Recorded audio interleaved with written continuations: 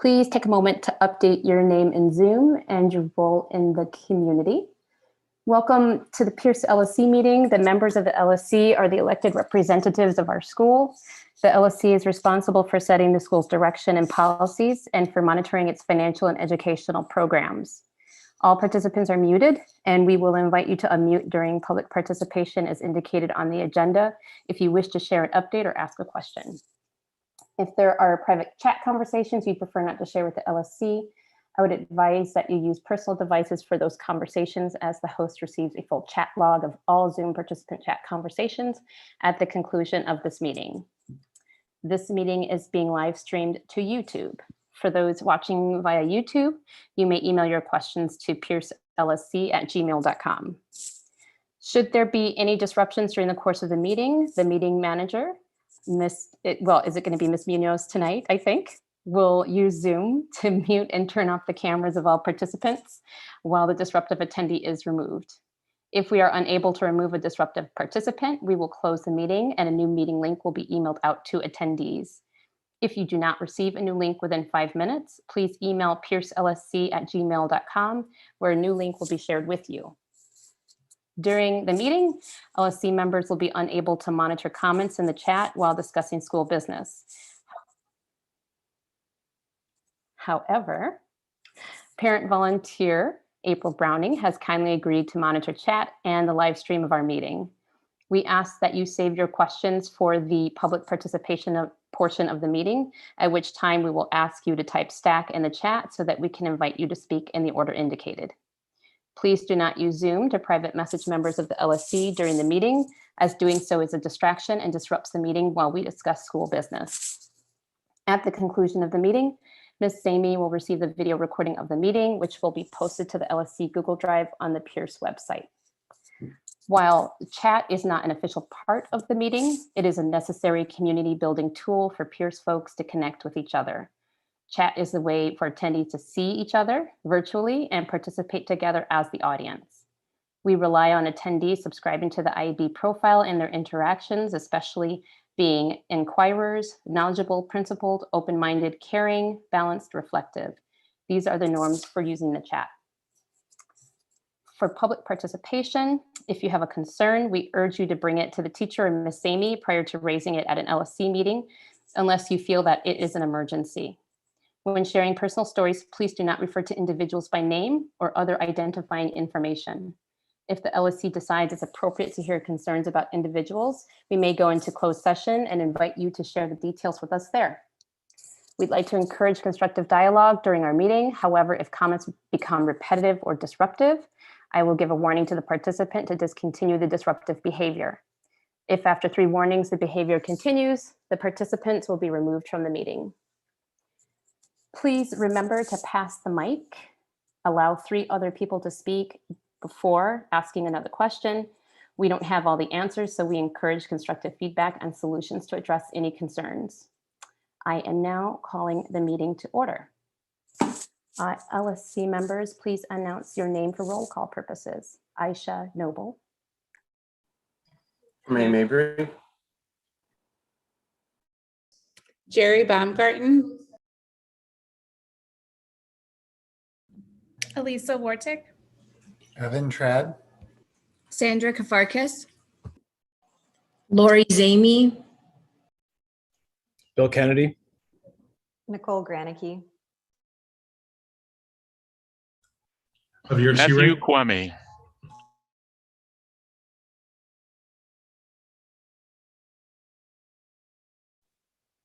Thanks, everyone.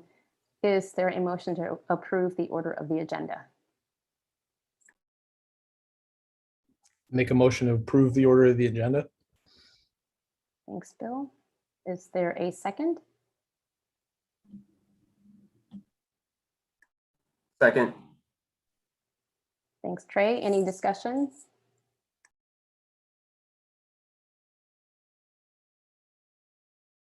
All in favor? Aye. Any opposed? Any abstentions? Motion passes. Okay, I Items needing council approval. The minutes for the May 27th meeting are not quite ready, so my suggestion would be perhaps for the organizational meeting to have the minutes approved at that time. The organizational meeting is going to be Monday, July 12th. That seemed to work for the vast majority of council members. So I would like to ask for or maybe I'll make the motion.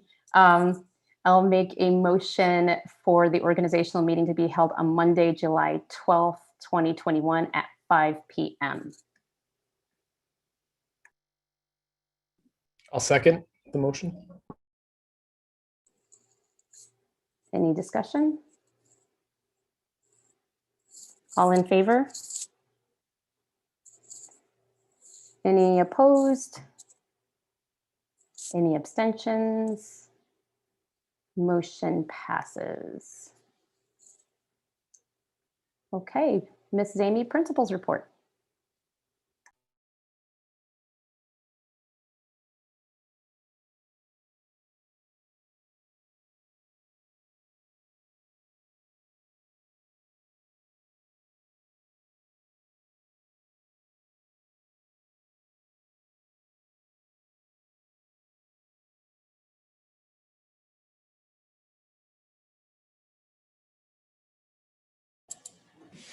Okay, that took me a minute. Thank you for your patience. The principal's report is found in the LSC folder for the June 15th date. So if you would like to access it, I believe April posted a link to the folder where that can be found. To get us started, I'll look at our health and safety updates. So since school reopened in January, we've now had a total of 6 COVID positive cases at the school. Over the last couple of weeks, there were 2 pods that had to quarantine. The cases were not said to be related, and there is not known to be a spread of COVID within the building. The safety committee continues to meet every 2 weeks to address any concerns as it relates to cleanliness within the building. We do have 2 of our custodians on vacation this week, and we were able to have subs sent to the building. And so yesterday we started off without any custodians, but that was taken care of. Our attendance continued to dip over the course of the month. And so we're, ending the year probably closer to 95%. Which is off of our goal, which is 96%. We know that this is a result of remote learning and the different challenges. We do have a group of students that we have had difficulty engaging. And so supporting the re-engagement process from this school year into next school year is of high priority, especially over the summer.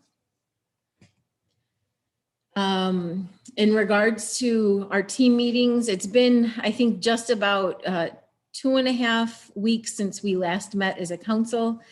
And we have completed the review process of our IB units.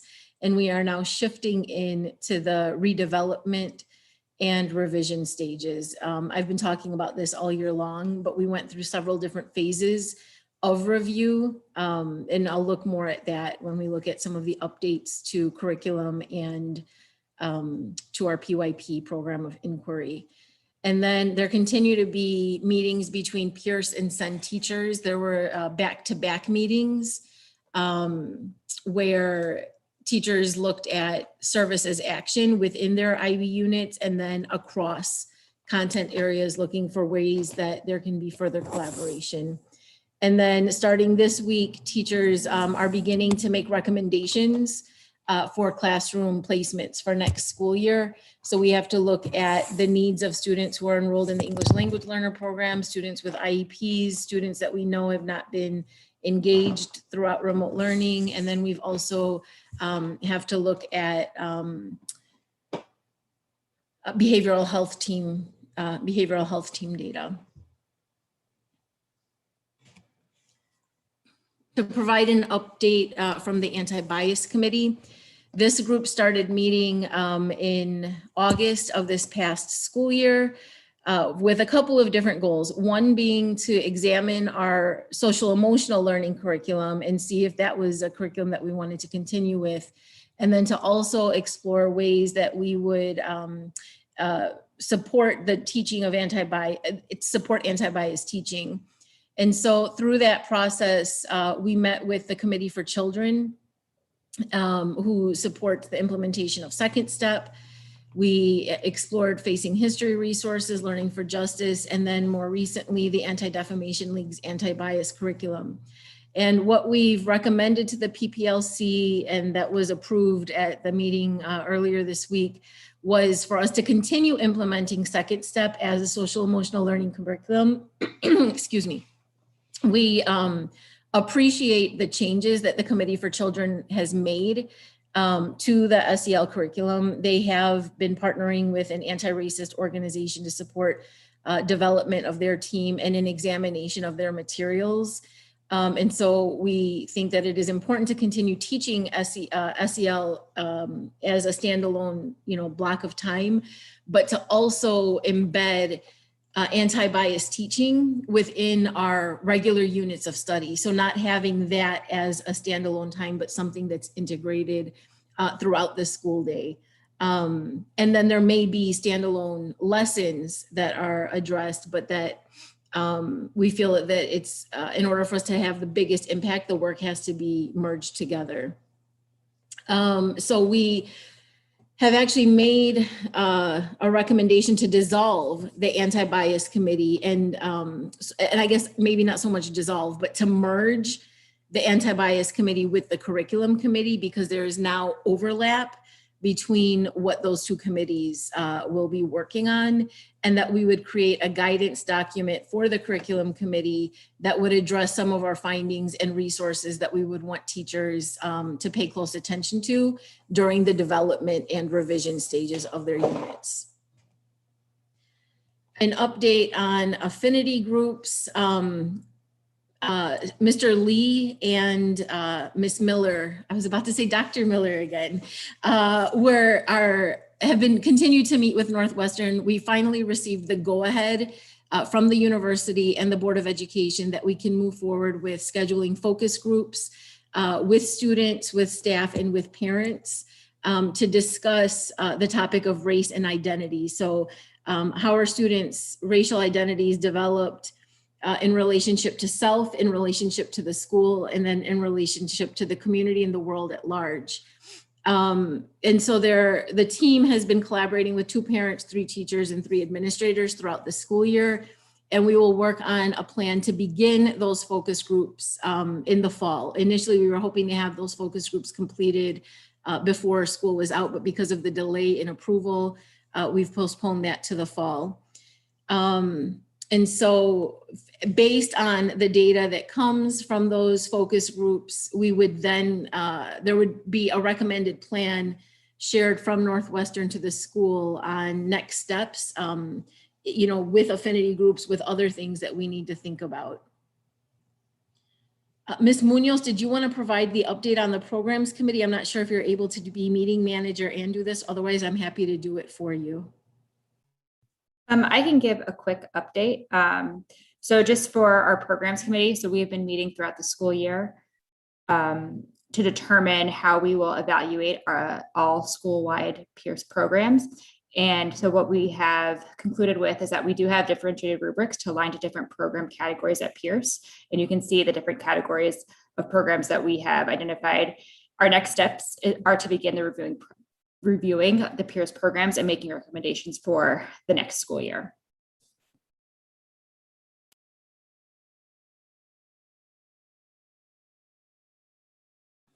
Ms. Munoz, do you also want to provide an update on curriculum committee? Yes, I can provide a quick update here. So for our curriculum committee, we have been mainly working on how we will integrate how we will determine that our IB units are addressing anti-bias, but also identifying the revision and review process. So most recently, we have implemented the reading diversity tool from Learning for Justice. This has been a great tool to use for evaluating our reading diversity, because not only does it prioritize cultural responsiveness and text, it prioritizes cultural responsiveness and text complexity. So it hits a lot of different, several different aspects of instruction that are important to address all in one tool. Our next steps are to debrief on the feedback that we received about Heritage Month and how we are going to integrate that into our planning for the upcoming school year. We will be integrating the anti-bias curriculum into our planning for our IB units as we review and revise those. We are going to embed programming rubrics when selecting programs. So that's in reference to the rubrics that I was just talking about in the prior slide, and how we are actually going to leverage those rubrics when we are either picking a new program to partner with and or revisiting a program that we might want to continue to partner with that we have in the past. And then we also are going to review our CIWP and identify priority areas for the upcoming school year that we did not address this school year. Thank you. So to recap the work that we've done as a staff in regards to professional learning and ongoing growth, we started the year by working through, I should say, the liberatory thinking module that the district put out as a tool to support professional learning and to support administrators in supporting their staff. And then we shifted into an examination and an understanding of the Learning for Justice standards.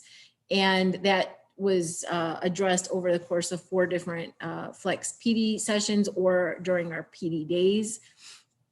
And that was sort of a launching point that supported the curriculum review process. And then the Learning for Justice standards will be used as another reference point during the revision and redevelopment phase. We've also had teachers attend professional development, teachers and administrators with the National Equity Project, Facing History, Courageous Conversations, and then other self-identified workshops that teachers maybe found and said, this is something I'd like to attend. And we've been able to support them with that. And then teachers have been engaging in professional learning on their own as well. So I don't have a comprehensive list of everything that staff engaged with, but I do know that people have been doing a lot of work outside of the regular school day. There's a meeting scheduled for June 21st with Dr. Fisher, with members of the PPLC and school administration to discuss, sort of the history of the work done at Peirce and discussing a possible path forward. And then, Dr. Fisher, we would ask her to put together a recommendation or to help guide us in thinking through what we should move into in our next phase of professional learning and, possibly supporting some of our work with curriculum development and revision. And so over the course of this summer, we will work on finalizing a professional development calendar that would take us through August 2021 through June of 2022. Ms. Munoz, do you want to share the PYP updates? Yes, I can go ahead and go through our PYP updates. So we have reviewed our early childhood, our Common Core, and GSS and specialized classes, arts, PE, and Spanish, along with the Learn for Justice standards as a school community. And we did this in order to revise and rewrite our program of inquiry and have alignment for PK through 5th grade. So we are still in that process of, as Ms. Sammy said before, we are no longer revising, but instead we are now in the rewrite process or actually revising. We're no longer in the review. I apologize. We are in the revise and rewrite. We do have our POI development. We are beginning the POI development by engaging in targeted professional development with enhanced PYP and new unit planning. And so that is a timeline that we have created for the school year and for the upcoming school year. And as shared before we're about to complete our 4th PYP exhibition with live presentation. So it's slightly different than what we've done in years past. And it's going to be happening in the 4th grade classrooms, June 16th and 17th, and everything will be recorded and shared with the school community the last week of school. And then, as we shared just in previous meetings, is that the upcoming school year, we will be engaging in the full program review, and we will be looking for stakeholder input. So keep an eye out for that coming in the upcoming school year. And then the first PYP evaluation will be in the fall of 2022. And then if you do have any questions specifically around our PYP program at Peirce, if you could just please reach out to Ms. Leibovitz. Thank you, Ms. Munoz. I also just want to emphasize that fall 2022 will be this cross-partnership evaluation. And this will be, I think, the first time is what I've heard from IB, that the IB completes a cross-school, cross-partnership IB evaluation. So the PYP, MYP, and DP programs will all be evaluated at the same time. And so we have our NYP programs linked, and we asked the IB to put us on the same schedule with PYP and DP so that there could be a whole school partnership evaluation done at the same time. So that's sort of exciting for us as a partnership in thinking about areas of success and then areas that we need to continue to grow in our work as IB schools. And Lori, what's DP? I'm sorry, diploma program. And then SEN is also bringing in the careers program, but that is not yet completed. They just received permission to move forward with getting that program off the ground. So eventually that would be on the same evaluation cycle. And the diploma program is when students would graduate 12th grade, they would receive like an IB diploma as saying that they've had completion. So the Peirce-SEN partnership has continued to meet. There were, ebbs and flows throughout the year because of remote learning, and we've had to shift some things along the way. So we had 2 back-to-back meetings with our teachers that teachers were able to engage in horizontal and vertical alignment. So horizontal is considered within a grade level, and then vertical is across grade levels. And teachers have begun intentionally writing service and action plans throughout the NYP.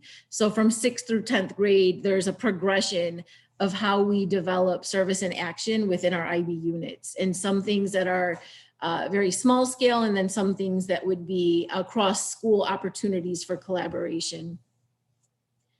And then there's also been a framework that has been in the process of being developed for horizontal and vertical alignment of explicit teaching of the approaches to learning. And then also cross-school partnerships in language and literature. So we've been looking at ways that we can have students when they graduate from Peirce, if they have a certain level of proficiency in Spanish, then they are able to be scheduled for the higher level or next level Spanish class. And same thing has been happening within our math department. And then there's also been ways that the arts teams have been looking at a progression from the middle year program into the high school program. Having a child myself in the arts program at SEN and seeing a lot of our students in that same program, it's been really great to see the shift in our arts programming at the middle school level and how many more students from Peirce are actually entering into the arts program at SEN. And I think that a lot of that is due to the collaboration amongst our teachers. And then the SEN and Peirce NYP IB coordinators will have similar building quality curriculum plans as they prepare for the evaluation. So both Lauren Lucchese and Sam Lee meet regularly to discuss implementation of the NYP program. Miss Amy, this is Trey. Do you have to test to get into those programs, or how do children get into those programs? For the arts program or for the IB program? Sorry, what is it? The NYP program? So all students are considered to be in the NYP at SEN. There is, oh, okay. There isn't sort of track for NYP itself. However, some students enter into the NYP on a track that would take them into the diploma program. So not all students would complete the diploma program, which is where this career program has come into play as another option for students. After the NYP, they can continue into DP or CP or continue into the arts. So my daughter, as an example, is in the arts program as a dancer, but then is also in the NYP program. So there's that crossover between both. Thank you. Yep. We are preparing for a robust summer program. There will be no rest for us. Well, I take that back. We will have a short period of rest. But we have quite a few students already enrolled. We are close to being tapped out with our pre-K transition program, where we are having at maximum 45 students that will be enrolled for that. And then we, I believe, are full within our kindergarten, the kickoff to kindergarten program, where we will have 30 incoming kindergarteners participating in program. And then we are fully enrolled within our EL summer program, which will have 45 students. Last Friday, Ms. Thompson sent out an invitation to 120 students to participate in our school-based program. The school-based program identified students who we felt could benefit from additional academic and SEL and arts programming, but then also looked at engagement data throughout remote learning and behavioral health team data. And so an invitation has gone out. Depending on interest in that program, we may open up that program to other students. Our goal is to have 120 students enrolled in that school-based program. We are very close to completing our interview process for the physical education position. The counselor position was actually offered to, and the person has accepted that. So I will be doing, a public announcement and sharing with the school community who that person is. PE we should have hired by the end of this week, and Ms. Miller has helped lead that process. She has been instrumental in helping to streamline. We've had a lot of really good pieces in place, but she's helped fine tune and bring all of those things together in terms of a more formal protocol. And I didn't put a slide in here, but I also just want to acknowledge that Ms. Miller is wrapping up her residency at Peirce and was recently named the assistant principal at Sun High School.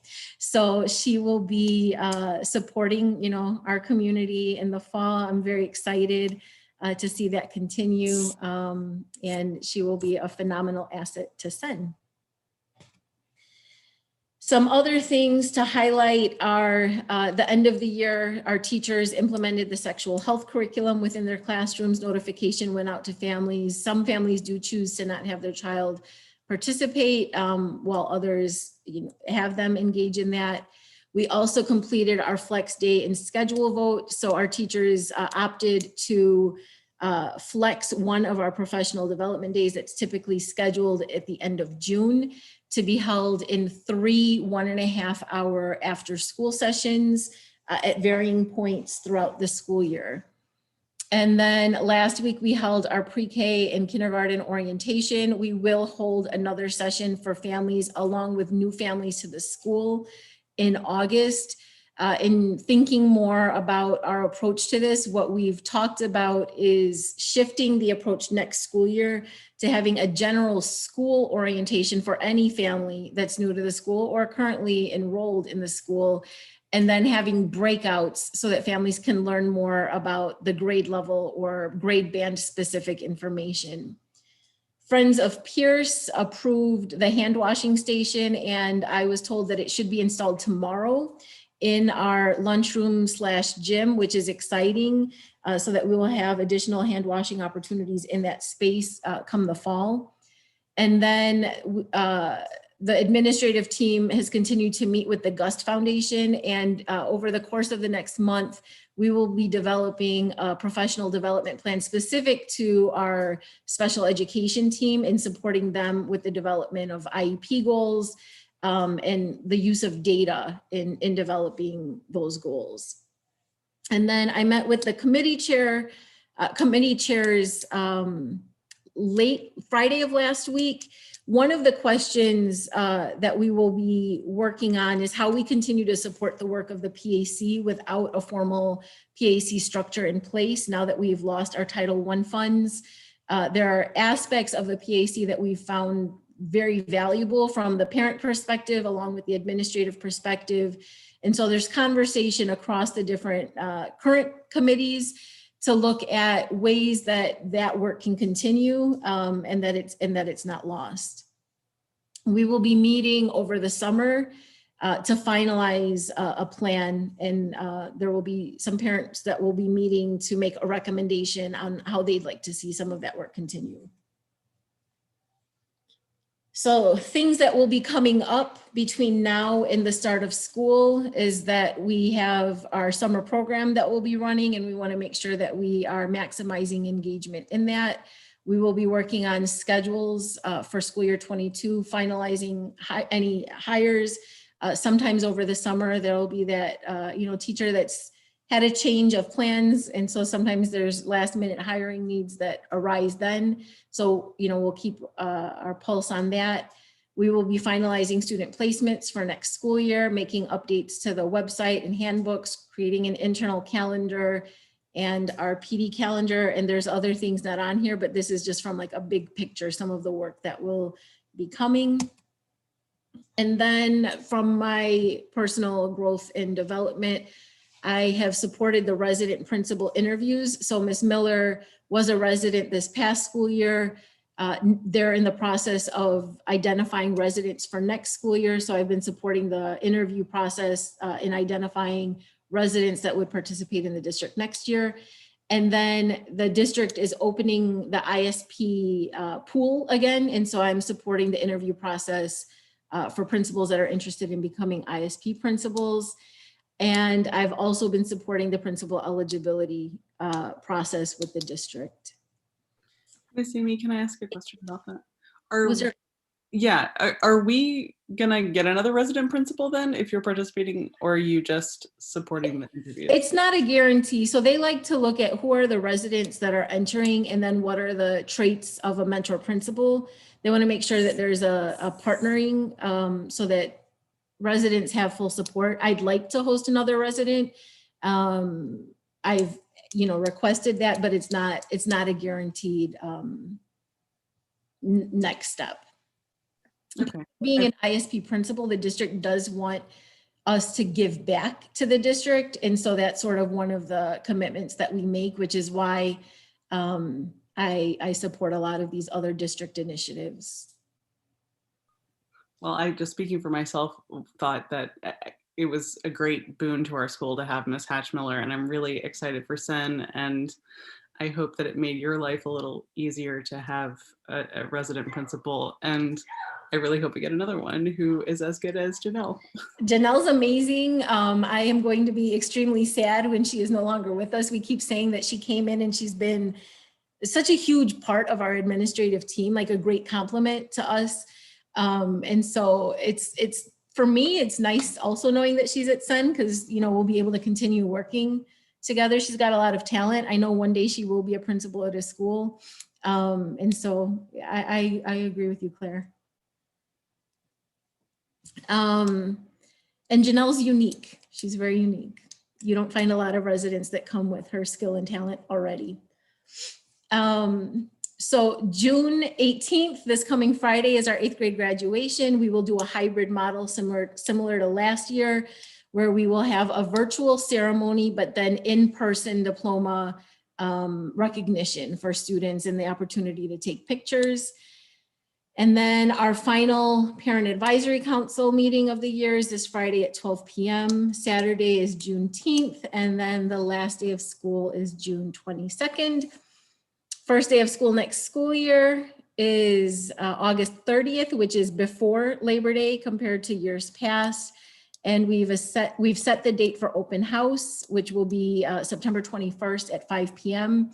We also are waiting on guidance from the district regarding fall reopening. So I didn't talk about that in this meeting because we don't have guidance yet.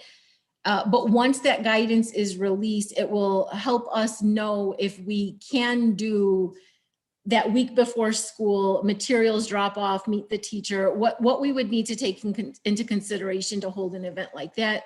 So more information will be shared once we know if we, well, I guess not so much if we, but how we can do something like that.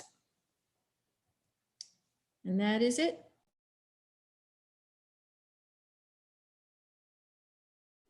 Thanks, Ms. Amy. Any questions from the council? Ms. Amy, I'm wondering, when you covered the attendance, the dip that we're seeing in those families or those students that are not as engaged as we'd hoped for, are you seeing more interest in summer programming from them? It's mixed. We're having some difficulty even recruiting for summer programming from some of those same students. I was talking to Mr. Jackson yesterday about ways that he can even help support the re-engagement process, especially if we're continuing to have difficulty getting these students back to school, and understanding what's getting in the way from like a summer perspective. And then is there a commitment that these students would return in the fall? So it's still an area of concern even as we're recruiting for summer. Thank you. Okay. Not a question, but I just wanted to ask Ms. Amy to send like our congratulations to Ms. Miller. That's just such great news. And I think we're all thrilled to see that she's staying in kind of our wider, nearby Peirce community just next door. So that's fantastic. And it was great to have her at Peirce while we could. Ditto. It's going to be strange not seeing her at meetings in and around the school. So congratulations, Ms. Miller. Okay, unless the council has any other questions, comments, I'm going to move on to public participation. So for the folks that are interested in participating, please type STAC in the chat.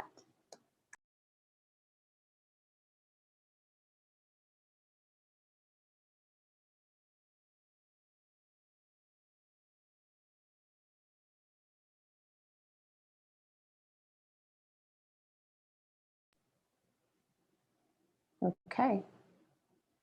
And we're going to move on to, let me close chat. Discussion vote on approval of the bylaws. Since our last meeting, thank you. The language for the officer roles of Sergeant at Arms and Parliamentarian was highlighted, or were highlighted and underlined. And though we are not required to, as an LSC, I asked CPS Legal to review our bylaws to dot our I's and cross T's. And CPS Legal made some great suggestions, and I've incorporated a few of them, such as placing our anti-racism training language as a separate article in the bylaws, adding the role description of the LSC FOIA OMA officer, since that was not in the bylaws, I'm guessing previously. And then updating the turnaround time for minutes once approved by the council to 10 days rather than 7, so that the bylaws are consistent. So going forward, CPS Legal suggested that the Bylaws Committee make the bylaws a sort of one-stop shop for anyone that reads them, by tightening up some of the language, removing things like the speaking time limits of council members, and following Robert's Rules of Order in meeting facilitation. And the 2021-22 Bylaws Committee can review CPS Legal suggestions and make recommendations to the council on what they think is appropriate. So my suggestion to the council is to approve the proposed bylaws with the removal of the current speaking time limits. Before we take a vote, I just want to ask if the council has any questions. I just have one question. These new positions, they will be allowed to vote, right? How do you mean? They're going to be council members. Okay. Yes, they must be council members. Okay. Aisha or anyone, can you share the justification for these additional positions For the roles?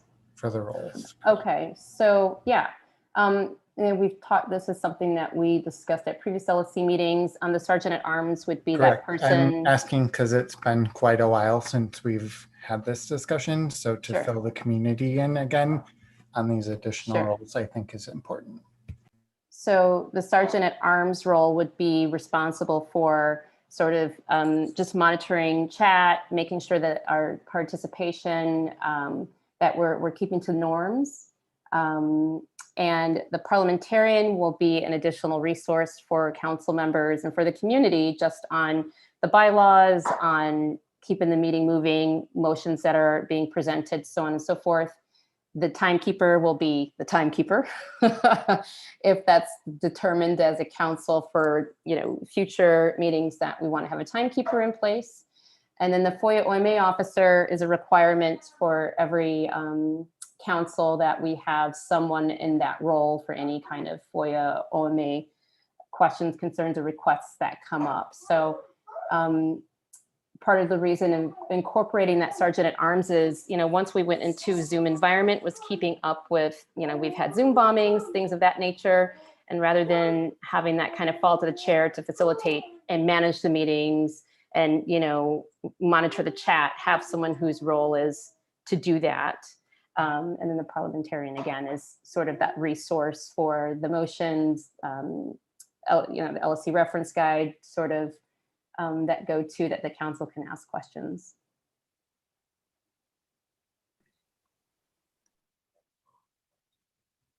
Is that enough recap, Evan? I wanted to ask a different, okay. I saw that Letty dropped from the meeting and I wanted to make sure that she's okay and that interpretation is okay.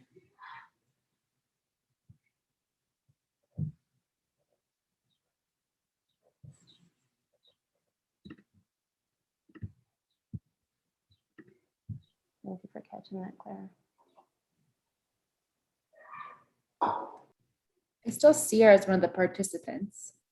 Yeah, Letty, you came off mute, but I couldn't hear you, maybe because I'm in the wrong channel or maybe because your mic is not working.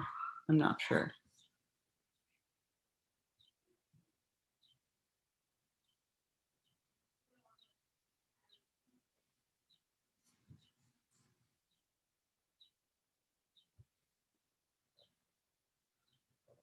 Okay, thank you so much. Okay, she says in chat that she's back, so proceed. Thanks, Claire. Sorry, y'all. Thanks for catching that. Can I make a recommendation in the vote of the bylaws to vote separately on the roles and the language?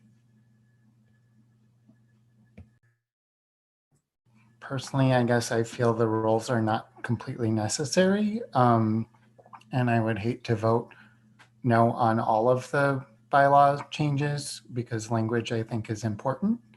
But I'm not sure I'm convinced that we need additional roles. So I think that the proper way to do it would be to have motions to amend the draft bylaws to remove remove the roles, and then we can have a vote on that. And then we would have a vote on the final bylaws.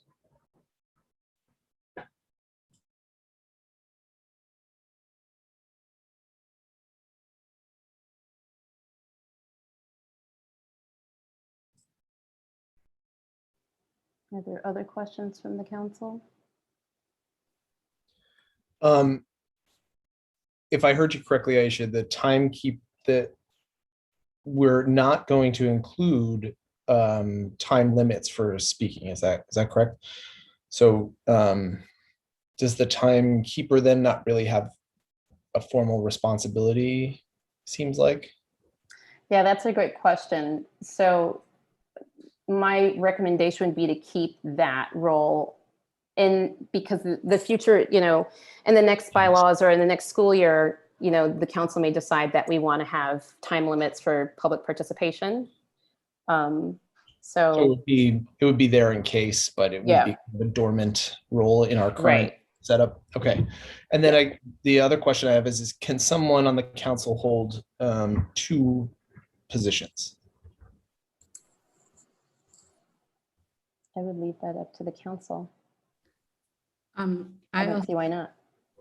also have a follow-up question to Bill's question. We've talked in the past, Aisha, at the last meeting, you stated we're trying to limit these meetings so they're not running on and on.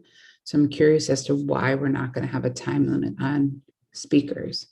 So I think it's going to be difficult for us to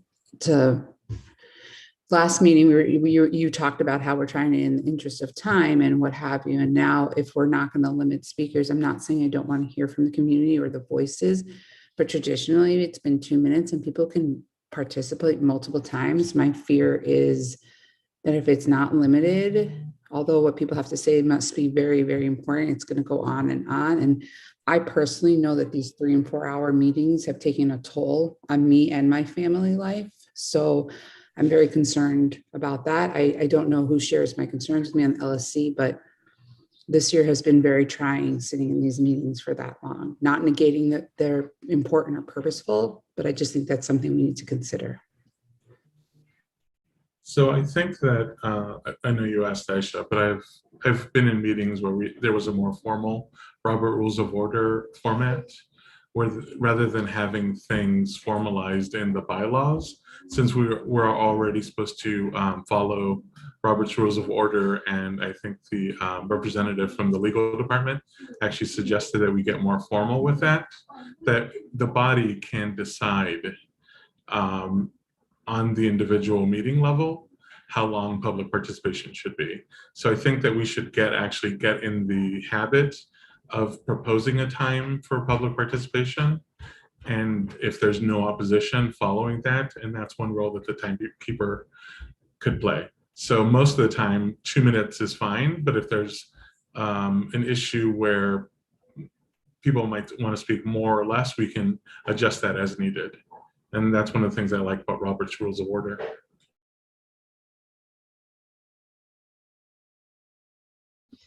We're making a serious play for the Sergeant at Arms role right now, just letting you know. I like the parliamentarian role. So Bill, to answer your question about can someone, and sorry, I just want to make sure, Jerry, was your question answered? Did that address? Yeah, no, my question was answered. I think I just share, I think that that's an important concern. I think I also share the same concerns as evidence. Like I believe in the language of the bylaws, but I don't know that I want to have all these expositions. It seems like there's a lot of, people on as is, and I just want to make sure that we're not, I don't know if it's, I don't know the term. I think it should be a separate vote. And I think we should also take in consideration of how long these meetings have gone and then whether we want to continue down this path of having these 3 and 4 hour meetings. I agree with you, Jerry. I think that there should be a time limit on public participation, and there should be a speakers round, and then it should be up to the body after that first round if we want a second round. And I think that's all covered in Robert's Rules of Order.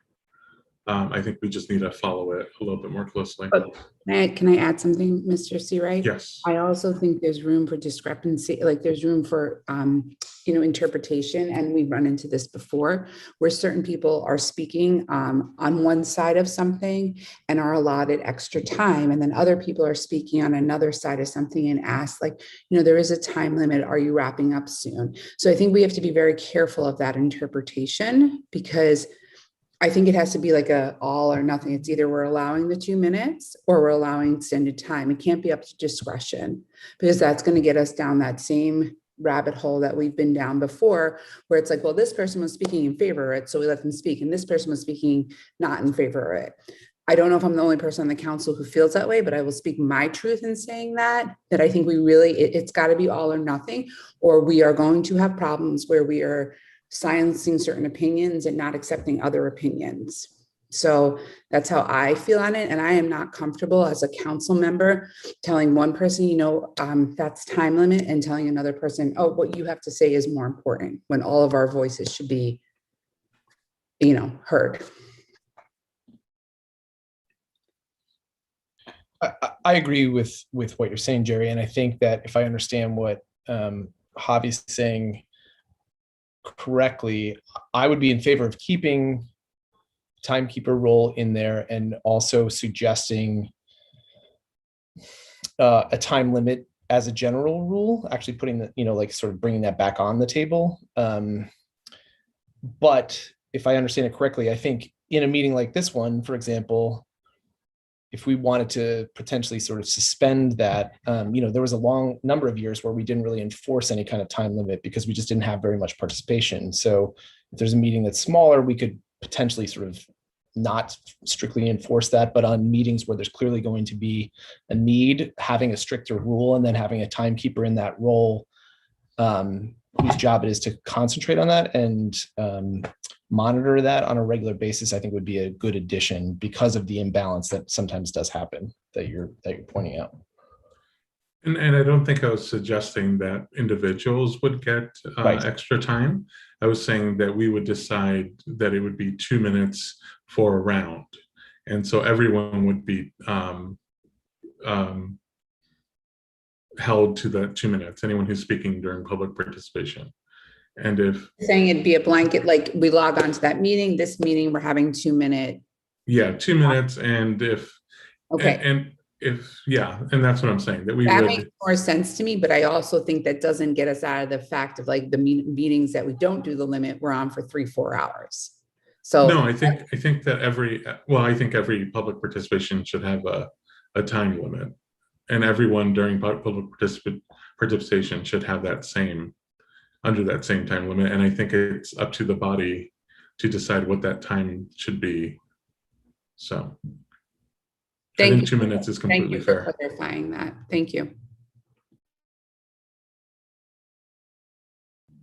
I just have a point of clarification just to make sure that we're talking about the same thing. In the draft of the bylaws, it has kept the 2 minutes per person for public participation, but removed any time limits for council members. Is that right? Or were we proposing changing what's in the draft currently? So that's the Google Docs. It's struck from the Google Docs, but not in the PDF that's on the folder. Yeah. But the recommendation from CPS Legal was to remove that. Thank you. Mm-hmm. Sure.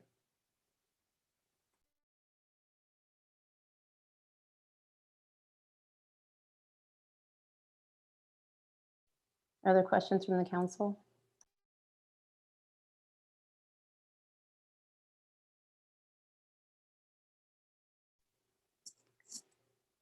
So Evan, you suggested removing the roles in the bylaws. Would you like to make a motion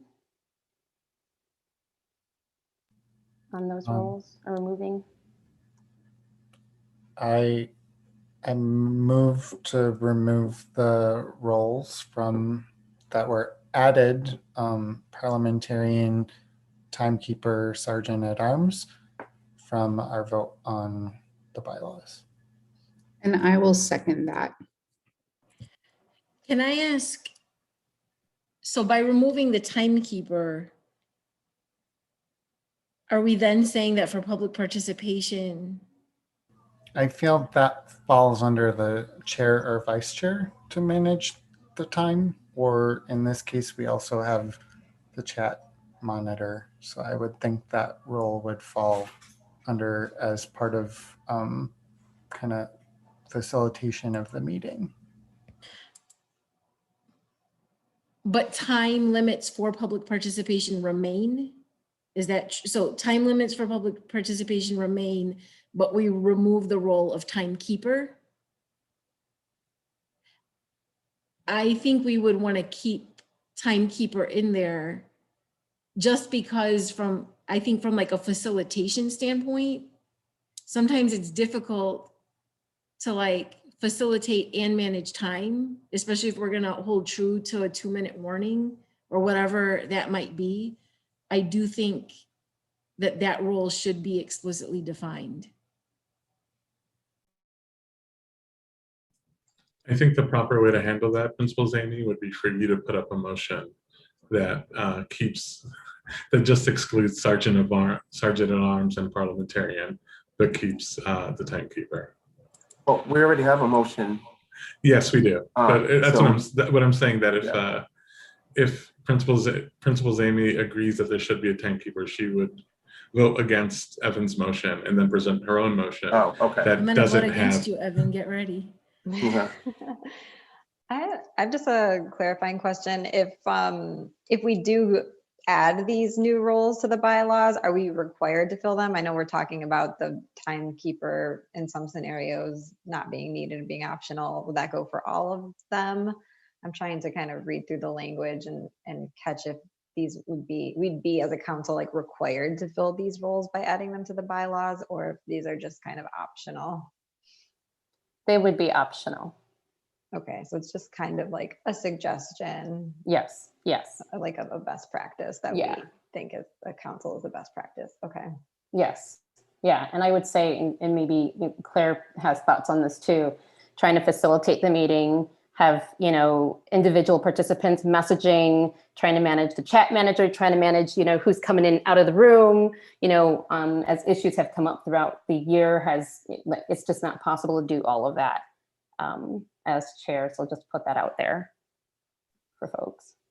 Yeah, and I would just add that based on my understanding of what Javi is saying and Robert's Rules of Order, which, I'm very rusty on, those are all things like we could decide for an individual meeting at the beginning of the meeting. Like today we're going to fill these roles, and then, we could dissolve it. Or do we have to decide at the organizational meeting and then maintain it throughout the year? I would say organizational meeting. Okay. So we have a motion on the table from Evan to remove the role of Sergeant at Arms, Parliamentarian, and Timekeeper. And Jerry seconds that. Any more discussion? I want to just add one thing. I do see value in both the parliamentarian and the sergeant at arms roles. And I'm wondering if those roles become part of the roles of the chair and the vice chair. And I wonder like what others' thoughts are about that as an idea.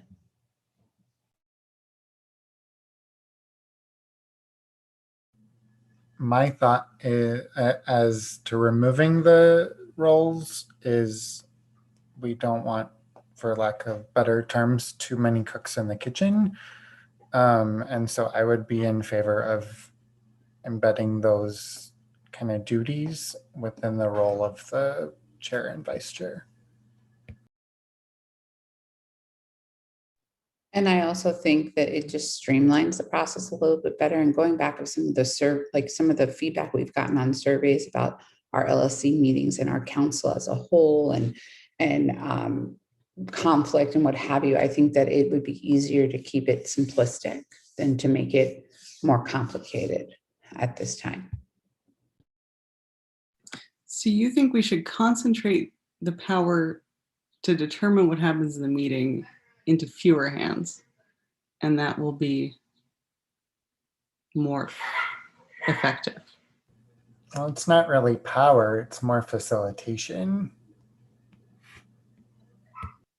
Yeah, and so I guess if it's facilitation, my thought is it's not too many cooks in the kitchen, it's having an assembly line. Like, you need more, you need a crew. I mean, to me, distributing responsibility is a way to make meetings run more effectively.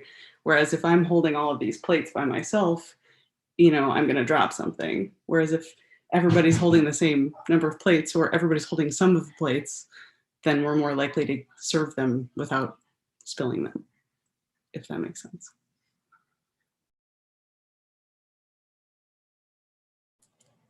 I see what you're saying, Claire. I don't think the rules are a bad idea. I think that it's important to have those rules. I'm curious, like how others are seeing it. Like if these were to become unique individuals taking on each, like the benefit that brings versus like the consolidation idea or just eliminating altogether. Since there's no obligation or responsibility for the council to appoint these additional roles, it's there in the event that they're needed. And so, I mean, they're there to use if it's needed in the future. So I just, I'm in favor of just leaving it as is and voting in the event that the future council may need him, or we may need him in the future. And Trey, and so when you say that, like we could leave it as is, then the council then decides through a vote, sort of like separate from that it either becomes a distinct person or it becomes a merged role. I would be okay with that as well. Correct.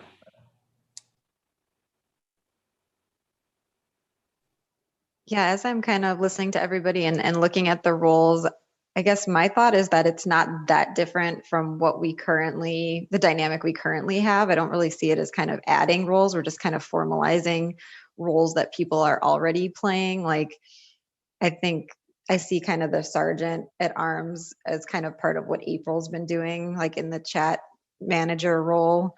And Javier's been hopping in as parliamentarian to help guide us. And so I think there's nothing wrong with kind of formalizing kind of what we already have going on, because I appreciate the comments and the support of those people.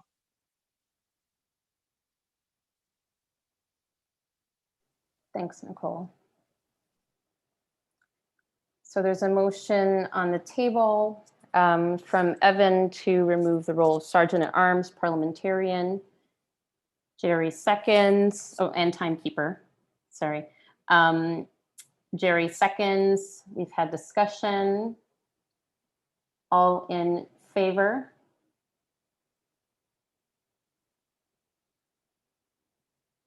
Any opposed?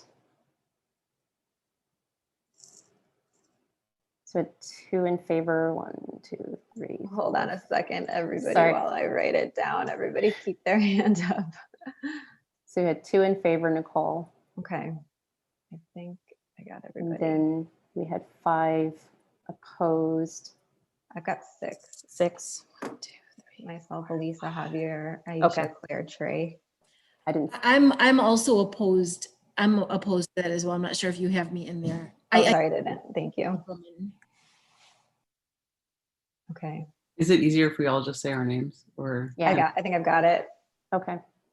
Any abstentions? Bill. And Matthew too. Sandra, I didn't. What is abstention? You're not you're not for or against. Because, yeah, that's what I'm at, because I'm fine with how it's going now, but I've never had one on a team before, so I don't mind seeing how it would be. Okay. Got it.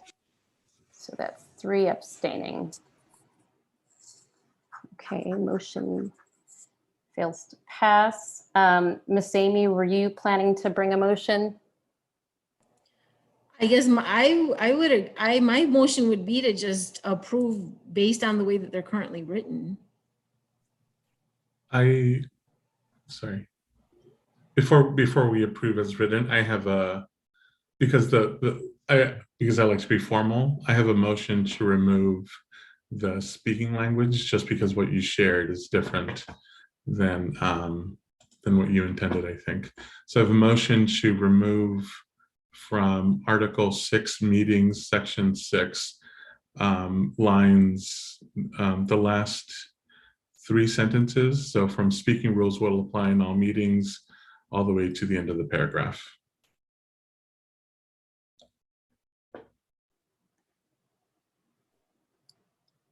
Okay. Can you say that again, Javier?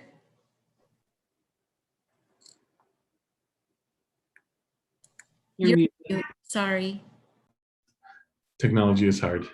The draft that Aisha shared had some language that she now intends to not to be in there, and it is Article 6 meetings, Section 6, and and what's being removed is speaking rules will apply in all meetings, including executive sessions.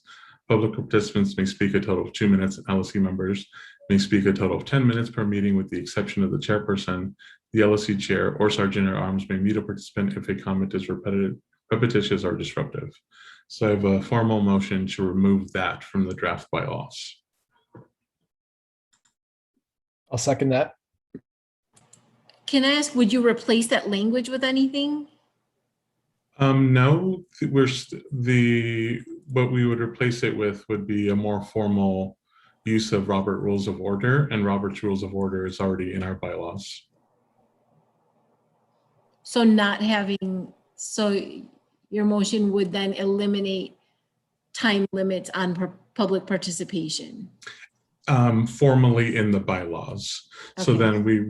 then we'd be locked to that, whereas Robert Rules of Order gives us the option to decide as a body during the meeting what the time limit should be. Okay, so then in creating the agenda, we would need to have on every agenda establishing protocol for public participation. So public participation would already be there, but the chair or another member of the body would suggest the time limit for public participation. Okay, thank you for clarifying. Javi, just a point of clarification. Did you mean to limit or exclude the chair's ability to mute unruly participant? In the code, the chair says in her beginning opening that our code of conduct that that the council will have the ability to do this. So did you mean to do that? I think, yes, I did. I think I assumed that it's within the authority of the chair or the sergeant at arms already. I don't think we need to formalize it.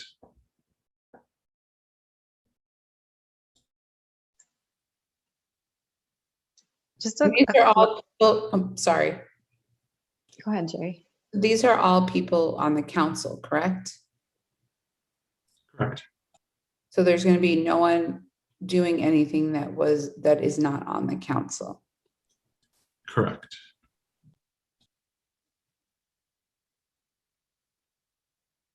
And a question, I guess, for Javier, anyone who knows Robert's rules better than I do, but my understanding was that if you had time limits on public participation that needed to be announced in advance on the agenda, is that, or not on the agenda, but at least announced in advance, is that not accurate? And then it could be announced at the meeting itself? I've never heard of that.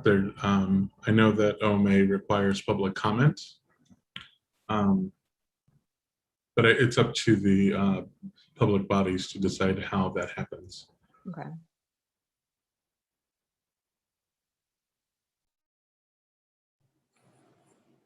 Any more discussion? So the motion again is to approve the bylaws as written, removing in Article 6, Section 6, the last 3 sentences. Speaking rules will apply in all meetings, including executive sessions. Public participants may speak a total of 2 minutes, and LSC members may speak a total of 10 minutes per meeting. With the exception of the chairperson, the LSC chair or sergeant at arms may mute a participant if a comment is repetitious or disruptive. So the formal process should be to vote on my motion and then to vote on the draft as amended. Okay. So two separate votes. Thank you, Javi. So I have the motion is to remove those 3 sentences from Article 6, Section 6. And I have Bill as a second to that. All in favor?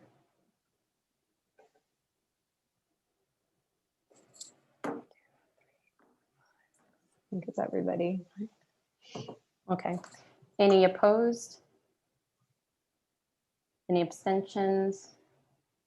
Motion passes. Okay, thanks everyone. And so now we need a motion to adopt the bylaws as amended. And I will, So moved. and I'll second. Any discussion? All in favor?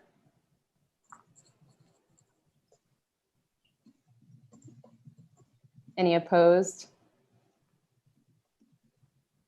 2 opposed. Any abstentions? Motion passes.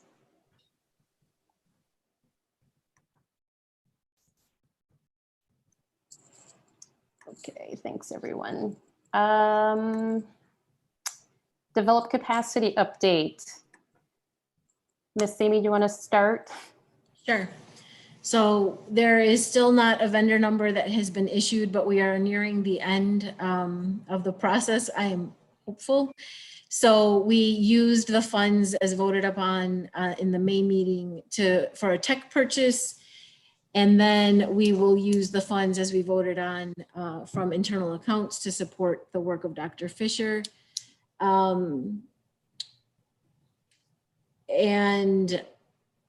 I am waiting on final guidance regarding how wide of a scope the partnership between the LSC school community would need to be as we're creating our plan for the use of those funds.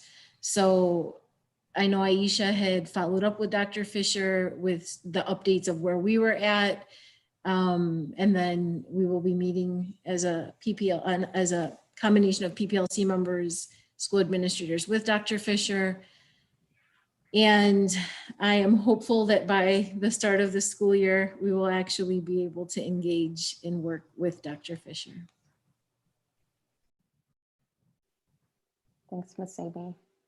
And just for my update with Dr. Fisher, waiting to hear back from her regarding that scope that's changed. So once we know more, we'll update the council.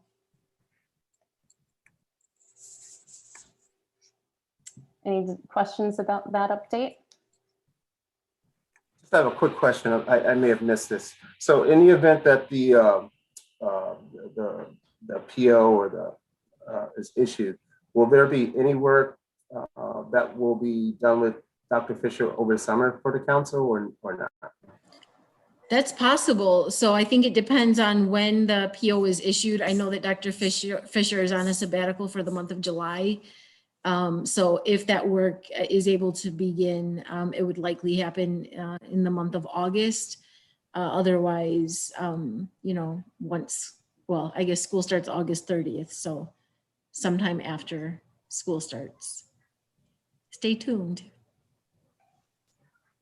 And Miss Amy, I'm just wondering what happened with the funds and all that shuffling that you were going to have to do? Like which of those 2 plans actually went in place?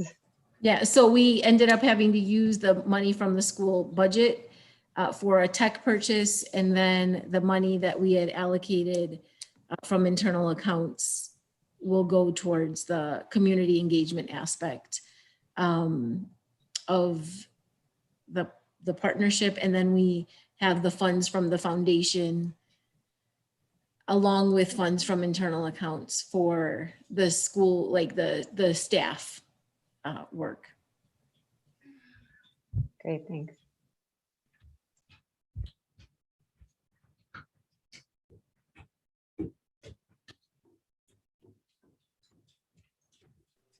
Other questions? Javi, did you have one? No. Okay. Building leases. I emailed the council, I believe it was yesterday, with a list of groups that have traditionally supported some of the programming that happens at the school, along with those that a lease would be signed and then some revenue coming back to the school. Several of these programs are like, there's minimal amounts of revenue that come. Sometimes the revenue comes in the form of a scholarship to a student who may not be able to afford in that particular program. My cat is like, she just will not leave me alone today. And then the YMCA has been where we've received more funds from the building lease income. So I put in the chat as well a list of the programs that have rented our buildings in the past. Pacto de Belén Church, which is across the street at Bryn Mawr and Glenwood, have rented our parking lot a couple nights during the week, and then on Sundays when members were able to attend in person. So I guess before, I know that we wanted to discuss sort of how we would want to, what the council's expectations would be in terms of engaging around approval of the building leases. Are there certain things that you want to say, like any one of these programs, if they said that we're interested in partnering and there's interest from families, that we just do like a blanket approval, or do you want me to notify the council before each one? So I guess, are there questions around these partnerships? And then going back to the question, how would the council like me to share when there are potentials to enter into a lease? I have two questions. These are potential leases. So this has all these organizations listed have used our space in the past. That's correct. And did you order these in a particular fashion? Is it like by, based on the size of the revenue that has been generated? No, this was just the order as I was meeting with Sally and Lynn, who keep track of the leases, that they just like looked at their list and shared it with me. They're not in any particular order. Is that something that we could get? Or is that not relevant at this point? We can. Some of these people we haven't done business with in quite a while, so we'd have to do some digging to see how much revenue came in from them. Got it. And then the second thing is, have there been any issues or concerns in the past with these particular organizations or options? I guess, there's always like some level of an issue. I guess my question would be like, what kind of an issue are you referencing? Anything that made anyone in the administration, the parent group, or the community uncomfortable moving forward with any of these organizations? No. Sorry, this wasn't meant as like a controversial question. I just wanted to see, has there been anything wrong that happened before? That's okay.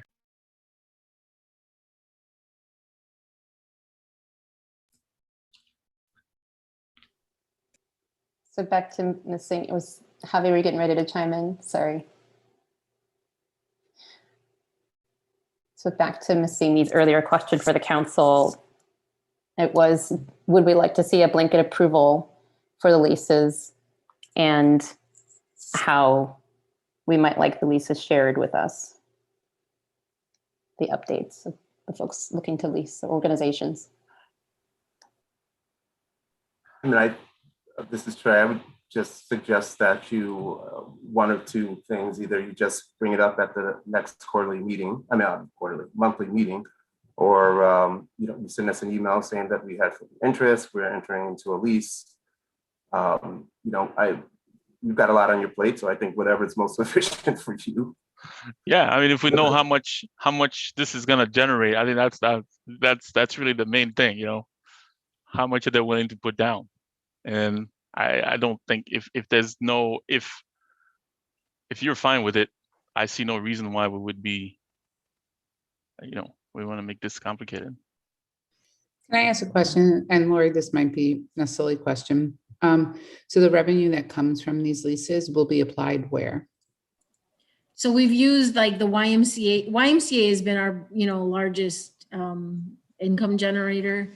Those funds have gone into a general building lease income, and they're used for general purposes. So sometimes it might be tech, it might be field trip subsidies, it might be materials that we purchase.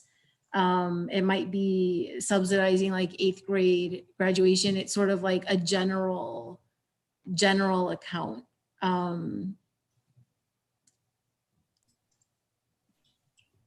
And then the other programs really are a very small amount of money, to where it like a couple $100s. And we offer those programs as a courtesy to families.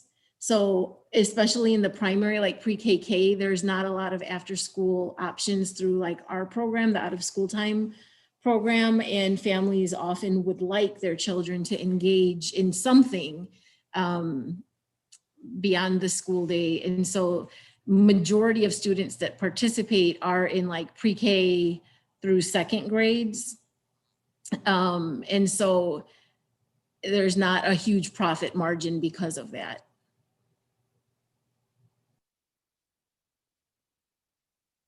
And then one more question, I'm sorry.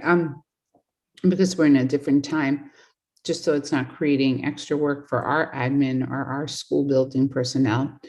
Over the summer, the COVID protocols, I'm sure will be in place, what have you. But let's say there's a positive case in one of these. Is it fall on Peirce to do the cleaning? Does it fall on you to do the, report the contact tracing? I'm just, is it worth? Yeah, so that would come back to the school to do that work, because these are our students that are being serviced. So notification would come out for us. There are some programs that are running through schools right now. Like some of these organizations are working in schools during the school day and after school. YMCA is operating as well in some places at a limited capacity. And then part of the agreement with the vendors in the district is that there would be a portion of their funds that would go towards overtime for custodians from a cleaning perspective. I think that there is a benefit. I think that this is worth offering from a programming standpoint to our families. I think it's a good thing for our community to have some of these opportunities in place. The YMCA in particular is extremely important. We have a lot of incoming pre-K and kindergarten families that are currently looking to see if we'll be able to offer aftercare programming. I met with the Y earlier to discuss an option for pre-K, since we'll have 160 students enrolled, not all needing it, but a large number that are. I know when I was looking deciding on a school for my daughter, one of the things that I appreciated was the before and after care option as a working parent, needing to have a space that I could put my daughter safely before and after school. So that's something that I hear frequently from families when they're coming to the school. So I think that the Y in particular is essential. I think the others are nice to have.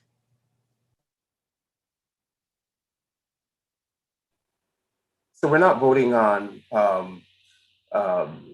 whether or not to lease. You're just asking us about notification. Is that correct? So to some extent, I guess with the YMCA, like we need to move forward in planning for the fall. So that one would require me to know if the council is okay with us moving forward with a partnership with the YMCA. And they've already asked or parents are asking. There's a wait list formed through the Lakeview. I'd like to formally advertise it to the school community so that they can begin staffing. It can be difficult, sort of like looking to staff last because they have their onboarding process, they have their training, and they do need a couple months lead time in order to be able to staff to effectively run a program.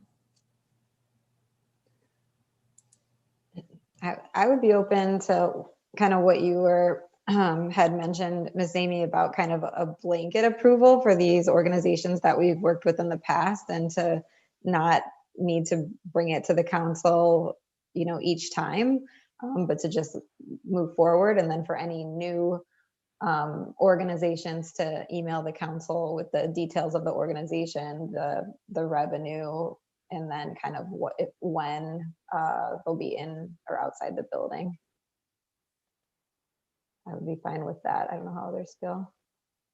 So do we need a motion? Ms. Javi? I think we would need a motion for the approval of the leasing, and the rest of it would be informal.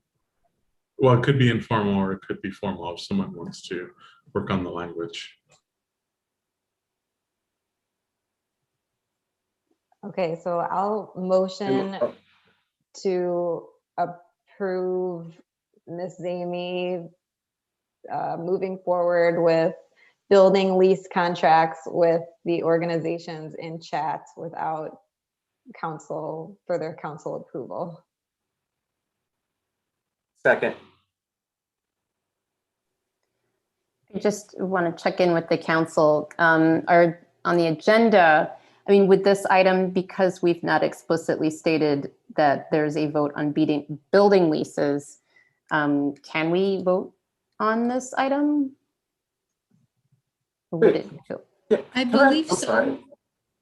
I Did the thought so, council since ever it's- vote before? Oh, sorry. Go ahead, Trey. No, I didn't. I'm sorry. I apologize. Go ahead.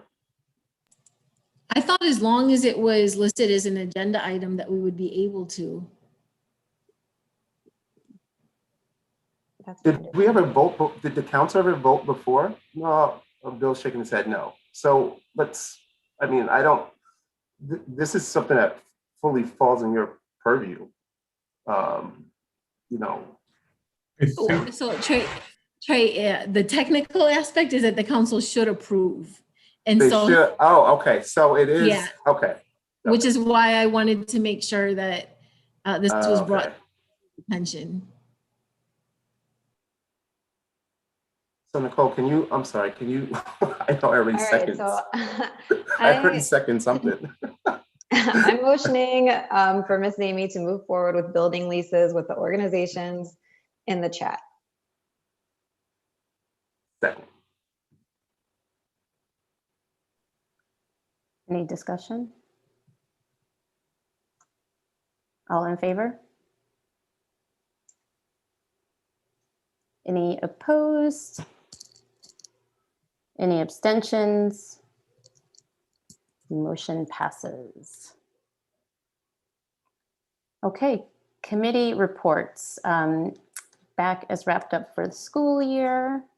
Sorry, Aisha, Yes. just one thing Sorry. about building leases. I just wanted to offer to Ms. Amy, I know we want to potentially seek out more partnerships. And so I'm happy as kind of community rep to do outreach, if that's appropriate, to try and bring in more of these sorts of partnerships, if that's something that's of interest. I'm happy to make cold calls, do, whatever it takes to kind of maybe bring in more revenue. I think that's a good idea in thinking about what could be revenue sources. I know Jerry had mentioned to me the other day that at her child's school, they do a farmer's market on their turf. So I think it's worth thinking creatively about some other options that we have not thought about. So I appreciate that. And just one other thing about building leases.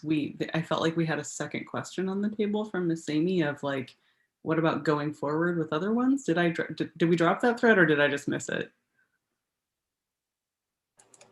What I thought that I heard was that I could then bring them to the council at the next meeting, which I think is fair. So if a vendor approaches me, I tell them that we would need a month. We meet on a monthly basis, and I think that's a fair timeline. Okay. If there's something that's more immediate, we could call a special meeting. That sounds great. Okay, thank you. I didn't know that's where we landed.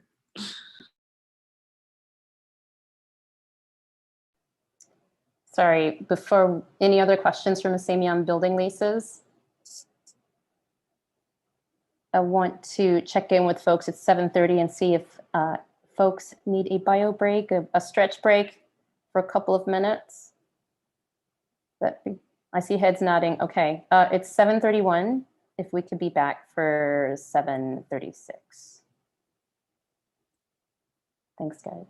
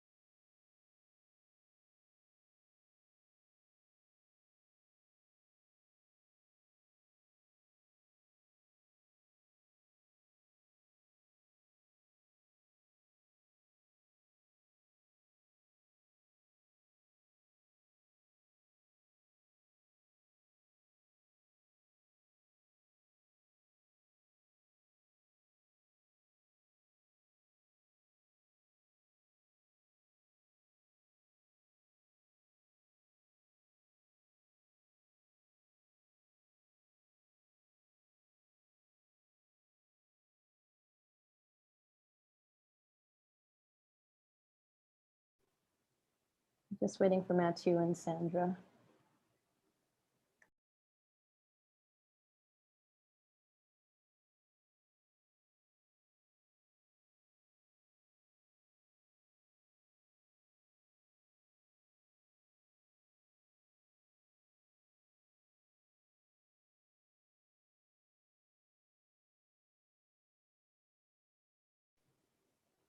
Okay, everyone. On to committee reports. I believe there isn't an update for BAC, right? They haven't had a meeting since. Okay.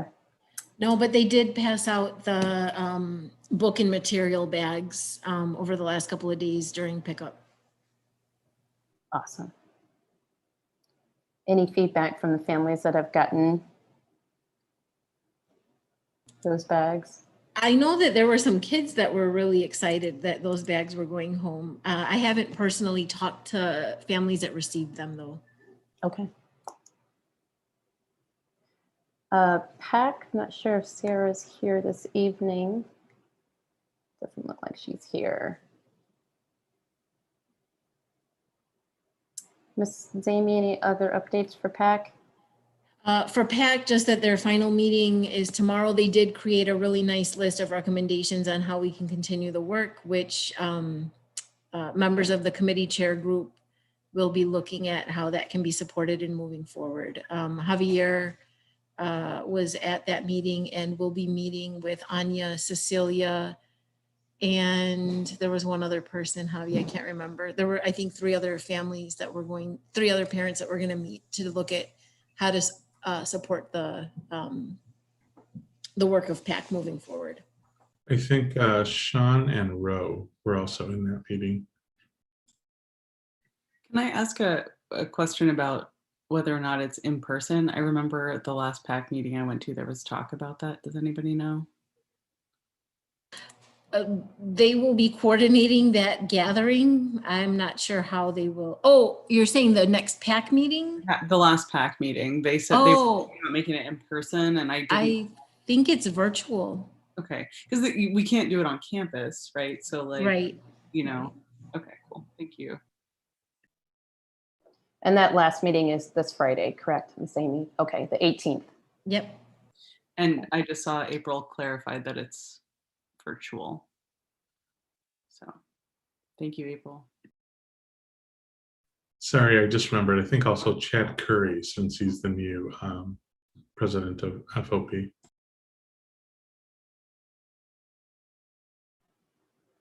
Thanks, guys. Speaking of FOP, didn't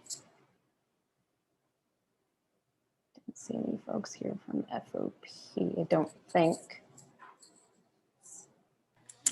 I can share an update there. I know that officers were recently elected. Chad Curry and Kevin McGordy will be, I believe, chair and vice chair of FOP. And then I know that Celine, Laura Meyer, and Ann Regan are not going to continue supporting FOP. They've put in a lot of time and effort, so I thank them for doing that, but they were ready to turn over those roles to other families. I cannot recall if there were other officers that were elected. There were three other, sorry, I attended that FOP meeting. There were three other board members selected to join. I don't remember who they all are. I just remember one was named Kelly. One was a chef for the White Sox, and I'm blanking on I feel like the first name is Nick. I don't have my notes with me right now, but I'm excited about that.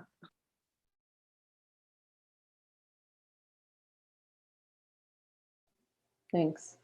PPLC? Yeah, we actually just met yesterday and we talked about our curriculum review. We're currently reviewing our PYP units of study and our NYP units of study. We brought up possibly reviewing our math curriculum. in the PYP department. And then we also brought up the fact that we're no longer partnering with ACE, that debate is still an integral part of our IB curriculum. So we are currently, Evan and I are working with one other middle school teacher who, because they are teaching that curriculum, to see what it is that the teachers want or need in support of a debate program. Is this something that we want to have outside, vendor for? Is this something that we can do internally? So what came out of the meeting was that we could possibly send out a survey to see where the teachers are, what they feel they need, and then come back to Ms. Amy with recommendations and suggestions. Evan, am I missing anything? No. So that was our PPLC.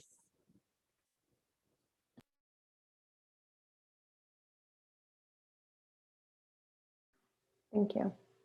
Principal evaluation, no update there. Safety and security. I'm safety. We met last week. We have one more meeting this Friday. We did talk about the handling of information to families and teachers about positive cases in the classroom. We also talked about Ms. Munoz is still trying to communicate with our Airmark rep. We lost our Airmark rep and our replacement has not been that receptive to communication. We also talked about, was one other thing we talked about. We were talking about the cleaning of what constitutes a deep clean after positive cases are found in the classroom. So basically we were focused on communication, cleaning, and our Airmark rep, because we really need to foster a stronger relationship with that rep. Ms. Amy, I know you weren't at that meeting, but from the notes, am I missing anything? No, but I want to clarify that you're reporting on the Cleanliness Committee. Safety and security is Aisha, Matthew, and I.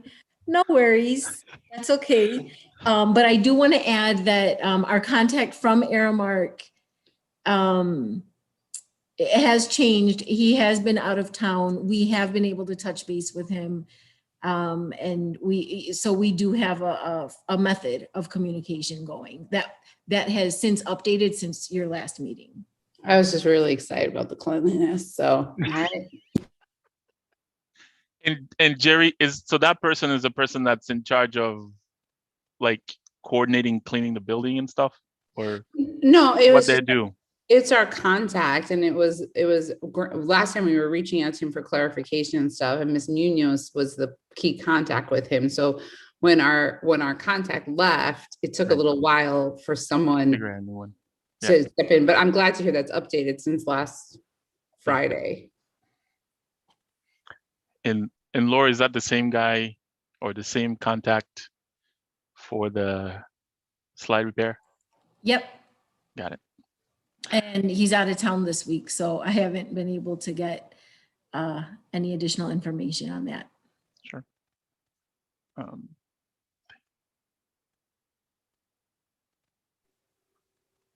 Can I go? Is it me? I was pausing to see if there's anything else for cleanliness. Just checking. But yeah, so part of the safety, we met as a safety committee was Lori, Aisha, Shelton Jackson, and myself. Shelton was just back from for his own safety. And we discussed a couple of the COVID cases that happened and the communications that went out to parents. So we're keeping close eye on it, especially if things started to develop in the same pods and whatnot. Hopefully we have a couple more days left with school, and things are going to sort of take care of themselves on that front. We talked about also reviewing discipline data at a cadence that makes sense, perhaps every other month. So the next time we meet will be sometime in August, and at that point in time, we'll try and figure out that cadence. There hasn't been anything, to too crazy or worth addressing at this point in time. Shelton and his team and the teachers take care of what needs to be taken care of. There is a discussion about figuring out what we're going to do going forward with our security officers. We have one slated, and Lori's working with the CPS contacts to make sure that we get clarification on the positions for the next school year. And then no other huge announcements there. So again, we're still waiting for the slide to be repaired. That's upcoming, fingers crossed. And that is it. Thanks, Matthew. And I want to add for the officers that we have at the school, we do not, school resource officers are at high schools. I know that sometimes is a point of kind of confusion, but school resource officers are at high schools. They are uniformed Chicago police officers. We do not have uniformed police officers at Peirce. We did have off-duty, but again, what Matthew shared and Ms. Amy has indicated, she's working with the district to determine how we're going to staff security for the school for the upcoming school year.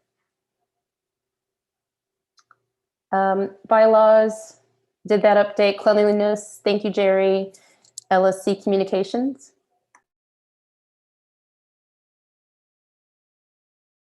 No update.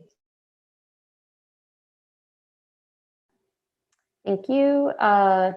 Parent Service Organization. Nicole, I think Cecilia didn't have an update for us. PSO. Race and Equity Team. No update on that front. That was disbanded. Yeah, we can we can remove it from the agenda next time since that group is dissolved. Okay. Racial Equity Parents Group. Let's see. Oh, there's Chris. Go ahead, Chris. Okay. Oh my God, I was going to put my, okay, there I am. Okay.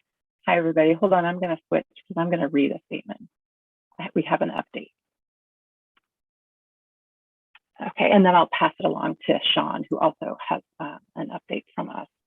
So the REP Steering Committee has been thinking about and processing our most recent equity engagement related to the argumentative centered education program. We shared our thoughts in a letter to our parent community and would like to read just a segment of that letter that's relevant here tonight. We firmly believe that the decision to discontinue the relationship between Peirce and ACE is a move toward greater racial equity. And we're confident that there are many positive ways to engage teachers and students in similar content material. We are currently we're planning a summer meeting that will review our year's activities and prioritize for the 2021-2022 school year. And once we have a firm date, we'll post an announcement through the REP email list and on the electronic bulletin board. Sean, I'll pass it on to you now. Thanks, Chris. I don't have much to add, but I just wanted to kind of share some information regarding in the past spring we've had our anti-racist book club with parents, and one of the books that we discussed was Bettina Love's "We Want to Do More Than Survive," and for her, one of the essential aspects of abolitionist education was providing a counter narrative to the conventional white supremacist, what she calls soul murdering histories taught in many U.S. schools. So this summer, the book club is going to do something a little different. We're going to look at a few films instead of reading books. This is our change of pace. So this summer, we'll host a series of discussions on the history of white supremacy culture, guided by Raoul Peck's provocative new documentary series, Exterminate All the Brutes, which gets its title from the Sven Lindqvist book by the same name. And it's a 4-part mini-series. It's 1 hour for each part. We will sort of have a screening before the meeting, there'll be a kind of announcement about what the screenings will look like, and then we'll have an hour or an hour and a half meeting to discuss those episodes. So that will start on June 30th, so in about 2 weeks, and we will be sending out more information about that shortly. So hope some of you can join us for that, and we're also hoping that teachers, anyone who wants to join us, could join and discuss the film. So thanks a lot. Thanks, Sean and Chris. Moving on to public participation. If you're interested in participating, please type stack in the chat.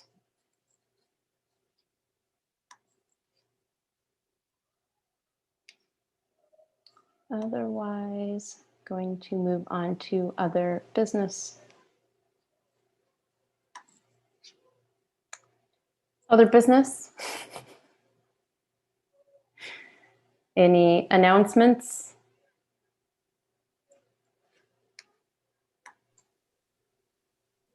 There was a stack in the chat. I just Yep, saw. I'm just seeing that. Okay, John? Yeah, can you hear me? Yes. Okay, cool. Thanks. Is based on the LSC's move towards anti-bias and equity training, are there any plans to motivate or encourage parent organizations to have representation of parents of color? For example, REP and any other committees, PAC, BAC, etc.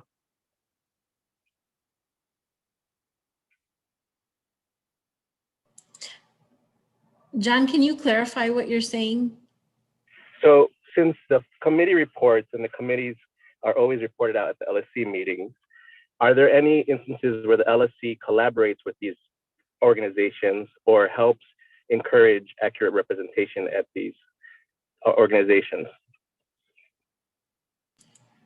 So I know in terms of collaboration, the committee chair space is one space where there's cross-group dialogue that takes place. And then sometimes, like we've seen this year through the Parent Advisory Council, collaboration with the Racial Equity Parent Group. In terms of parent representation on committees, I think that's something that can be looked at. I think, I know that there have been several groups that have struggled to have sort of representation across the committee among the, the racial demographics of our school. I'd be curious to hear if you have like suggestions or things that we could think about to help support that. I know that some groups have been, intentional in thinking about it, but I think that there's, always opportunity for growth. Yeah, I think my biggest concern is that at no point during the year did I see, and it could be because of COVID, but did I see any of those organizations reach out for adding membership? Instead, they were reaching out for people to participate in the activities, to get surveys, etc. But at no point have I seen really any group, any I would say, Peirce parent group make an effort, including their email communication being only to certain people, etc. So for example, PSO, they didn't have any new members running the organization. There was no invite for that. Rep hasn't called for any Latino reps. So yeah, I would say that there's just a lack of opening it up and inviting and being more consistent with trying to get representation on their leadership or advisory boards or whoever's making decisions. That's a good point. I can add that to our upcoming summer committee chair meeting. I think some of it is likely due to COVID. I know that just a lot of things have we've been trying to just maintain in terms of like a pathway forward. I think that would be a good point of discussion where we've got these cross stakeholder groups together. So thank you for that. Thanks. Yeah, I feel like as a Latino parent, other than you all reaching out or whomever is reaching out just via survey, it'd be nice for you to actually kind of reach out and ask if we can help with any committees or other situations. Thanks for doing that. Next on stack is Dory.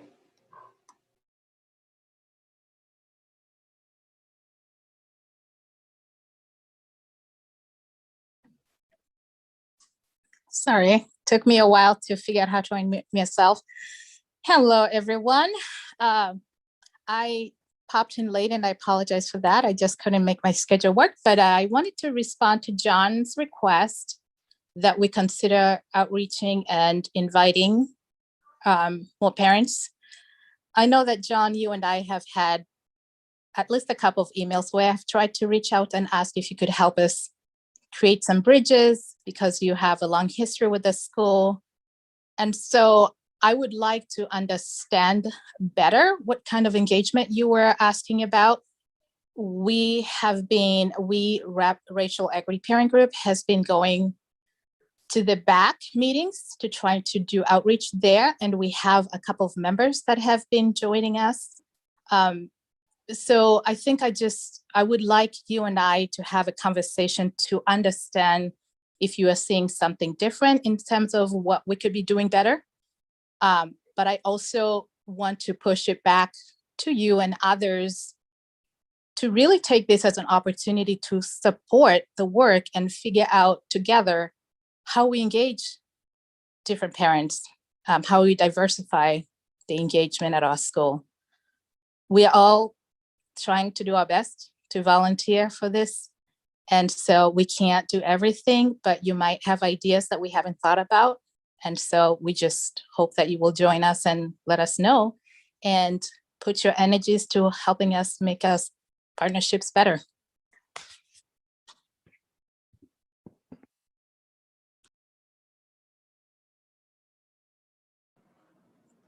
Thanks.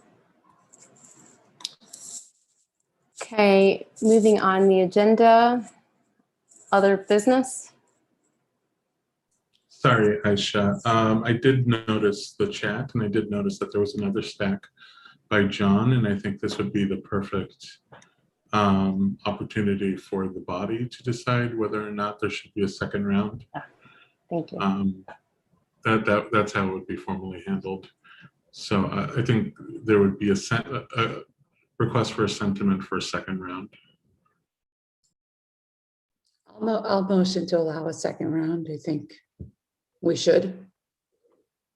I'm sorry, Javier, are you putting a motion on? No, I'm just as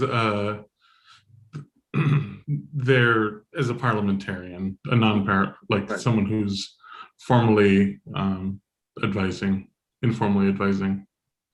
So now if there's sentiment, then there would be a vote on a second round. So I think we might be in the conundrum now where what we agreed on implementing via the vote on the bylaws would apply at future meetings since we didn't have protocol for public participation in this particular meeting. I'm sorry. I'm saying that like historically we would have continued to like have people participate.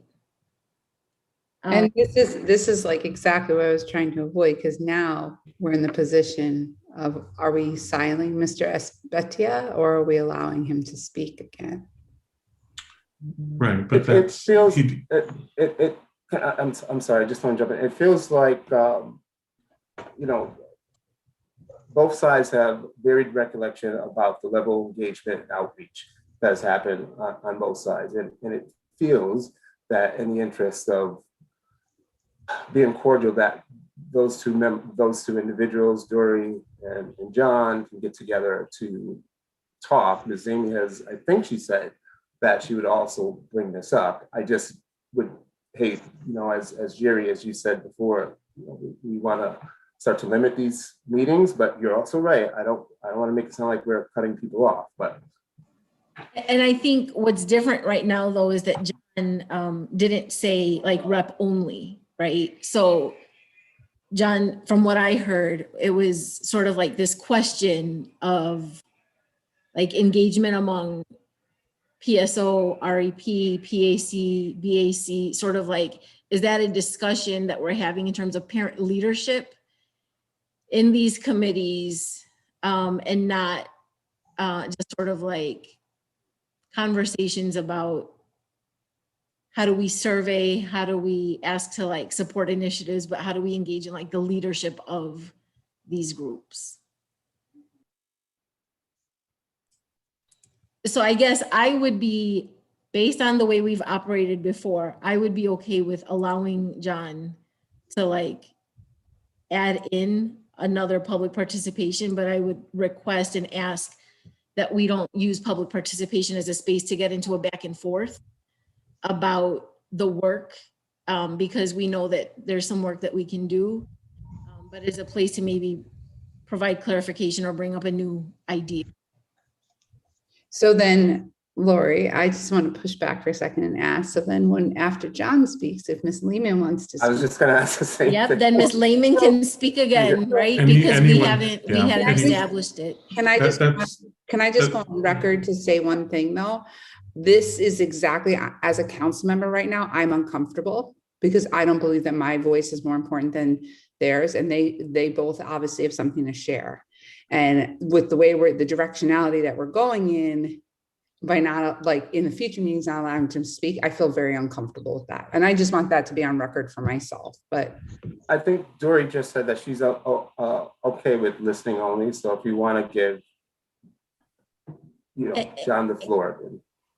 Can I also just clarify, Jerry? I think what I'm saying is that based on the way we voted earlier, at the beginning of a meeting, we would decide on the protocol for public participation for that meeting, so that come this point in the meeting, doing it as public participation comes up.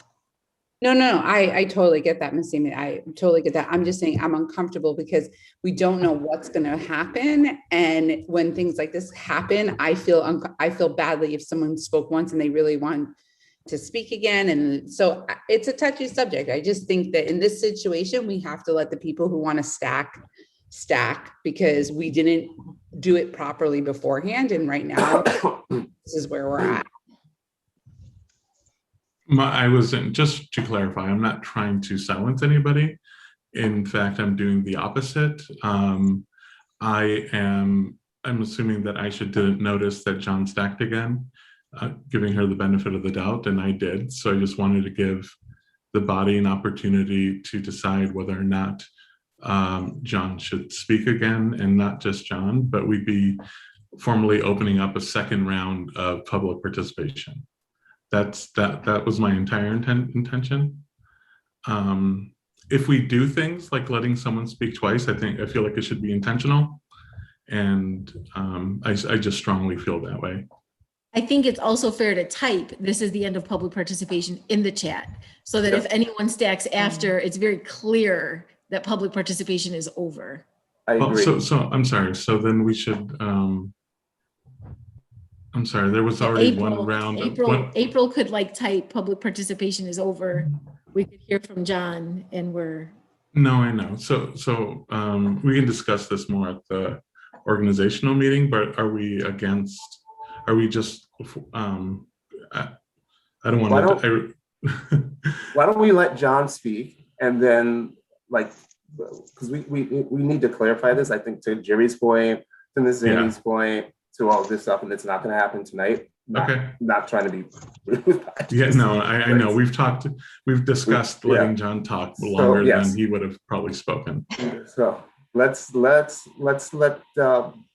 I guess, I'm assuming John had the floor. Please.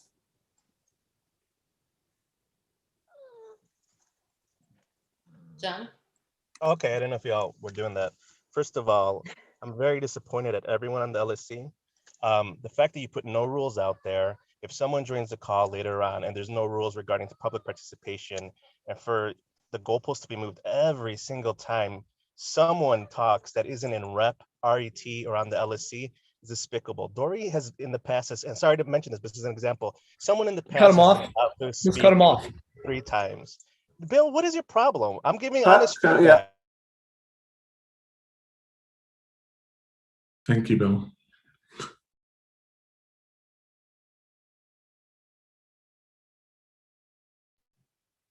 Okay. We're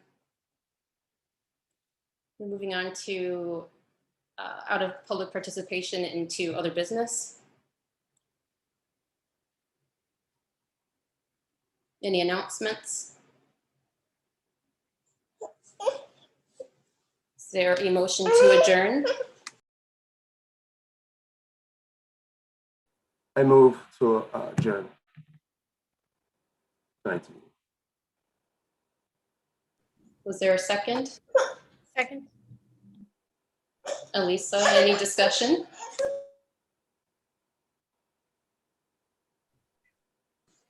All in favor? Any opposed? Any abstentions? Motion passes. Thanks, everyone. We'll see you July 12th at the organizational meeting. Thank you. Oh my.